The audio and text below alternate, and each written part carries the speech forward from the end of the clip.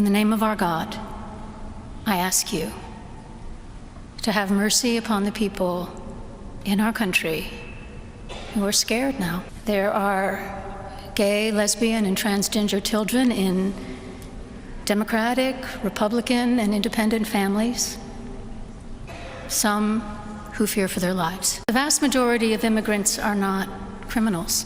I ask you to have mercy, Mr. President, on those in our communities whose children fear that their parents will be taken away. So that plea from a D.C. bishop mid-prayer service triggering a firestorm from the Trump administration. Despite President Trump demanding an apology over the sermon, the Reverend Marianne Edgar Buddy telling Time magazine she won't be saying she's sorry. Fox News contributor Bill McGurn with us now. And Bill, good morning to you. Here's Time magazine. She went on The View. That was a strange That's a tell. move. Yeah. Time magazine, are you hoping to inspire others to push back against President Trump's policies? She said, I'd love to have people present another alternative, yes, and to bring compassion and breath into our public discourse. Well, I guess on that last point, she accomplished that. Right. I agree with Dana. It was a tell that she went on The View. Look, everything unfolded the way she wanted to. This is not a prayer service. Dana, were you at the Bush's second inaugural prayer service? I believe so. We sat through a lot of these kind of events, and they're gracious events. They're good for the country. Many different clergymen get up to speak. This was designed to invite the president in, hold him and his family and his vice president hostage, and to get what you just showed on the screen. You have the president and his team and their faces while this woman is insulting them from the pulpit. It was designed to insult him publicly in front of the whole nation, and it succeeded. I think if she had these concerns, she might have given him a letter for privately, but I think this is a stunt. Yeah, and that proves it, because when she went on The View, she said this. Watch her here. How could it not be politicized? I was trying to speak a truth that I felt needed to be said, but to do it in as respectful and kind a way as I could.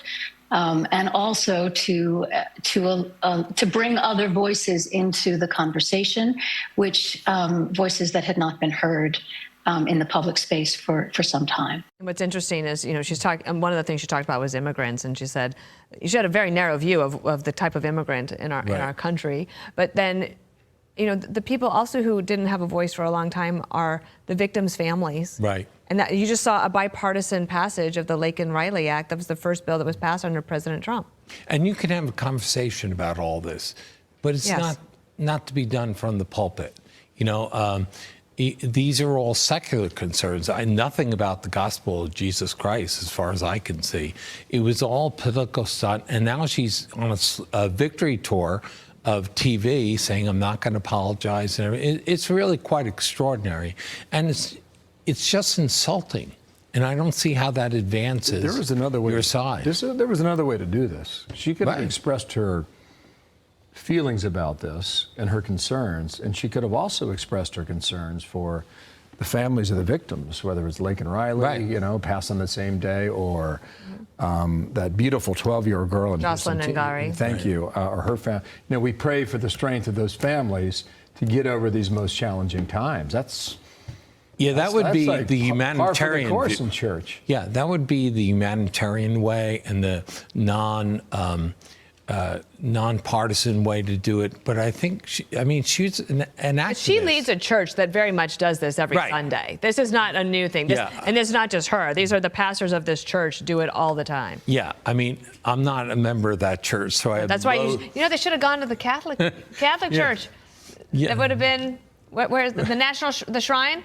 Up there in Catholic St. University? Matthew's, the Basilica, or the Basilica, sure, or St. Matthew's. But it was it was a deliberate choice. They took a man, the president, and when he was hostage, just sitting in his seat, and they put the TV cameras on him and had her issue the stream of political statements. Bill McGurn, thank you. Yes. Thank you you. Can read him every Tuesday in the Wall Street Journal, and we do. I read it Monday night so I can get a jump on things. Thank you, Dana. Good to Thank see you, you. Bill.